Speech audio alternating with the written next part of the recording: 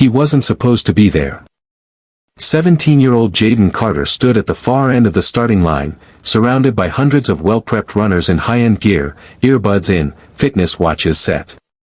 He didn't have any of that. No gear, no registration, no money.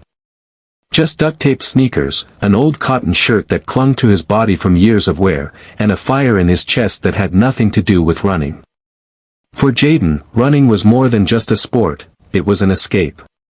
Every morning, before the sun rose over his crumbling neighborhood in Southside Atlanta, he ran. Past shuttered buildings, over cracked sidewalks, dodging glass and stray dogs. When his feet were pounding pavement, he forgot how his mom worked 2 jobs to keep the lights on. He forgot how his little brothers were growing up in a world stacked against them. He forgot the nights when his stomach growled him to sleep. Today, he wasn't running to win. He was running to feel alive. The horn blasted, and the crowd surged forward. Jaden stayed near the back, weaving through joggers with practiced grace. The city opened up before him, streets shut down for the annual Freedom Run. Downtown buildings shimmered in the morning heat, and crowds lined the sidewalks, clapping, waving signs. He was 8 miles in when he first noticed her. A girl a few strides ahead of him, maybe 16 or 17. Blonde ponytail swinging, neon running shoes hitting pavement in perfect rhythm. But something was off. Her stride was stumbling. Her pace slowed. Then, suddenly, she dropped. Jaden saw it all happen in slow motion. Her knees buckled, and she crumpled forward, face slamming into the concrete. People gasped, but no one moved. Some even stepped around her. Jaden didn't think, he sprinted to her side. "Hey! You okay?" he asked, kneeling down, his hands trembling as he gently turned her over. Her skin was pale, clammy. Eyes fluttering. She mumbled something he couldn't make out. "She needs help." Jaden shouted. "Someone call the medics." But the runners kept moving. A few people slowed, glanced, then kept going. It was as if stopping for someone meant losing something they couldn't afford to lose, a time, a pace, a place in the rankings. Jaden didn't wait. He scooped her into his arms, ignoring the sting in his knees, the burn in his thighs. "Hang on," he whispered, teeth clenched. "I got you." He ran. He didn't know where the nearest medic tent was, but he followed the route, scanning the crowds, desperate. Every step felt heavier. The girl's head lolled against his chest, her breath shallow. Then he saw it, 2 Red Cross flags waving near the 10-mile marker. Medics stood by, chatting casually. Jaden screamed as he neared. "Help!" She passed out.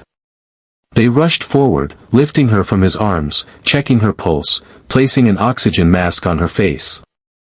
Jaden dropped to his knees, chest heaving. "She gonna be okay?" he asked. A medic looked at him. "You did good, kid. She's lucky you found her when you did." Jaden didn't stay long.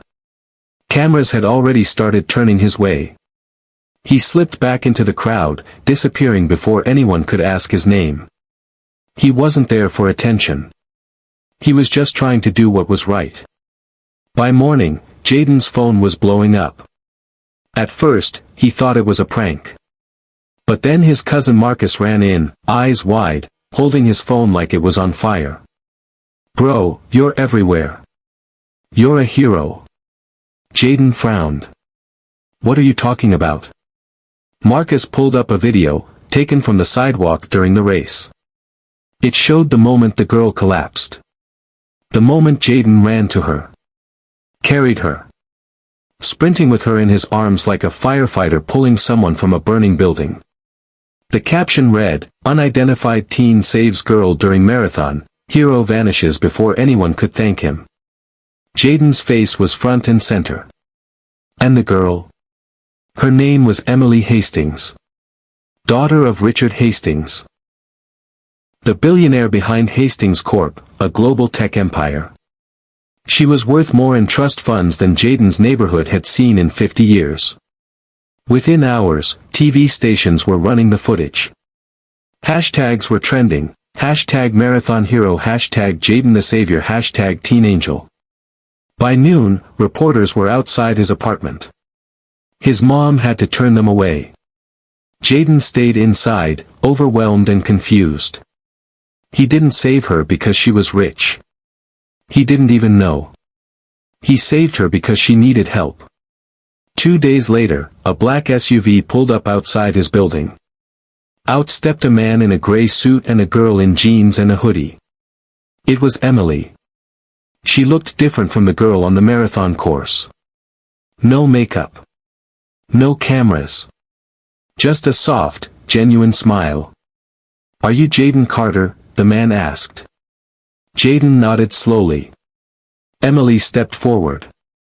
"You saved my life." Jaden looked at her, then down.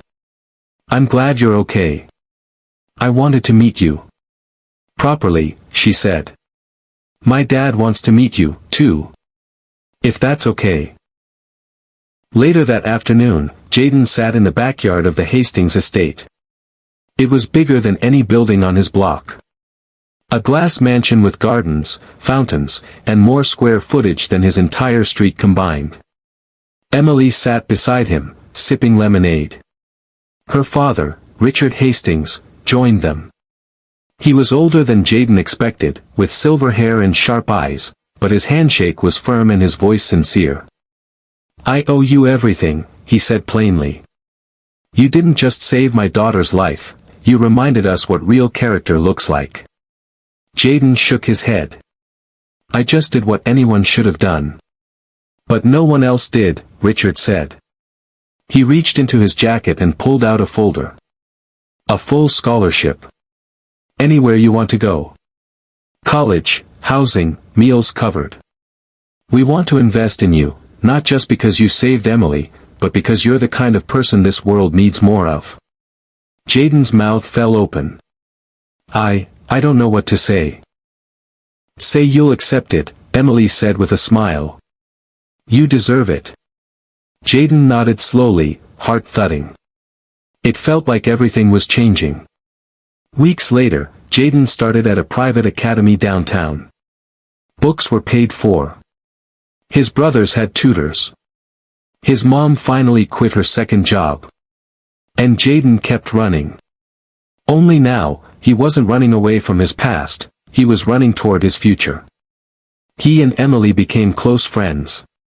They didn't come from the same world, but somehow, they understood each other better than anyone else. When asked in a TV interview what he learned from that day, Jaden smiled softly and said, "Sometimes, you don't need to know who someone is to do the right thing. Just stop.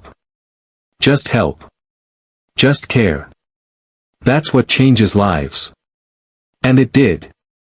Because a poor teen from Atlanta saved a billionaire's daughter one morning. And in return, the world finally saw the gold that lived in his heart.